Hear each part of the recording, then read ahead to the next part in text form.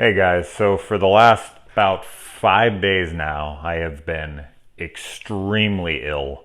I'm still not 100% by any means, but this is the first day I've actually been able to be coherent enough to watch a movie and give my thoughts on it. I watched a few films that I had seen before because I didn't really have to focus on them all that much, but I definitely was not in a place where I could discuss them or anything. I missed my first Slasher Sunday ever, which was rough for me.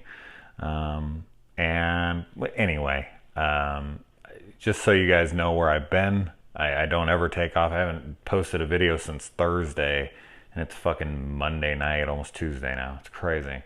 But it is what it is, man. I was literally too sick to stand up. So I'm back. I should be almost 100% by tomorrow. I feel 1,000 times better today, even though I don't feel that great. Anyway, so I watched a movie called Lasso. This is one I had been looking forward to. There's a fucking hair on my hat. Oh, I got it. No. Yeah, you saw it. There it is. Ain't mine. Jen!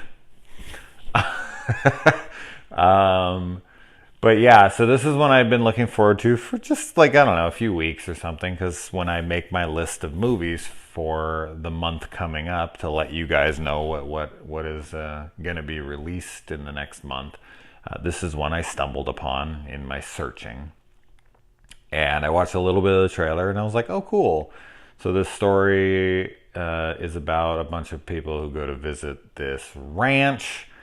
And when they go to leave, some of them are apprehended and taken by the ranch hands, and they torture and murder them in the ranch in the off hours of the place. And Sean Patrick Flanery is in this from the Boondock Saints. And also the kid, I don't know his name, but the kid from Paranormal Activity, the marked ones, which I actually think is the best of the series. He plays the main kid in that movie. I really liked this movie. I would absolutely recommend it to people who like surviving the night type movies. One cool thing about movies like this is the difference between a movie like this and a movie like, Halloween, Friday the 13th, Nightmare on Elm Street, whatever, is those are one killer movies.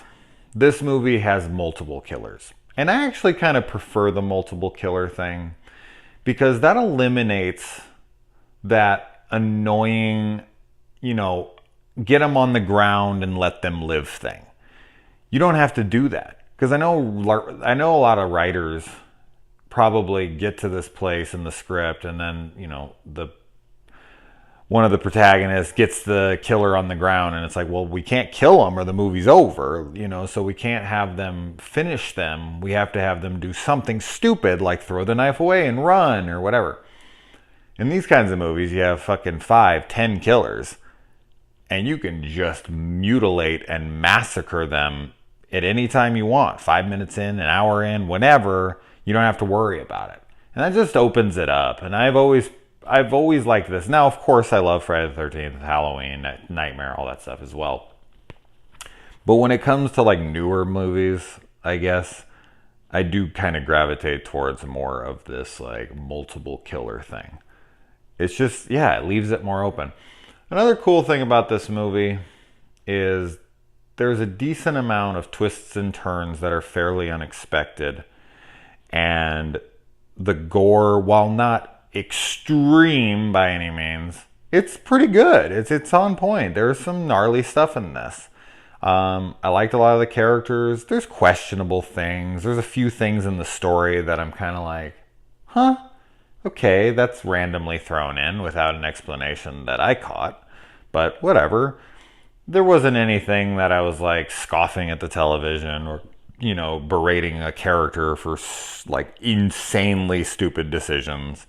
There's some things that are like, and I feel like I could have personally, and this is just my ego talking, I guess, I feel like I could have tweaked a couple things in this film to make it much better. But overall, it's a fun time. It's a lower budget but decent production valued survival film. It all takes place on one night, and I'll tell you, man, I said this when I was talking about the movie and the announcements of what movies were coming out in November. Man, ranch hands. Those dudes are strong as fuck. You ever been around a cowboy, like a real one that works on a ranch? They get their hands on you. You are not going anywhere. Those dudes, they fucking, they'll hog tie you, they'll do whatever the fuck they want to you. They're strong sons of bitches, so you don't want these kinds of guys after you. And they also do something in the movie to make themselves even stronger, and I'm still kind of confused about that, but whatever, it doesn't matter. It's fun for the movie anyway. Who saw this? I mean, I don't think this was advertised at all. I haven't heard anyone talk about it unless they saw me mention it on my channel and then were like, oh, I'm going to check that out, and they watched it. No advertisements. Not one person outside of people I told has seen it, talked about it, whatever. It's a shame. It's a cool movie that I recommend checking out. Absolutely. Especially if it like comes up on a Netflix or a Prime or something. 100%. But I think it's worth, $3-4 rental. It's a cool movie. Not great, but absolutely worth a watch. I had a fun time with it. But hey, I'm just coming off of being sick, so who knows? Maybe in a fucking... Maybe people will be like, what the fuck are you talking about? This movie's awful. And I'll go back and rewatch it and be like, oh my God, my brain really was fried. No, I think it's pretty good. Anyway, guys. All right. Hopefully I feel fucking much better tomorrow. We shall see.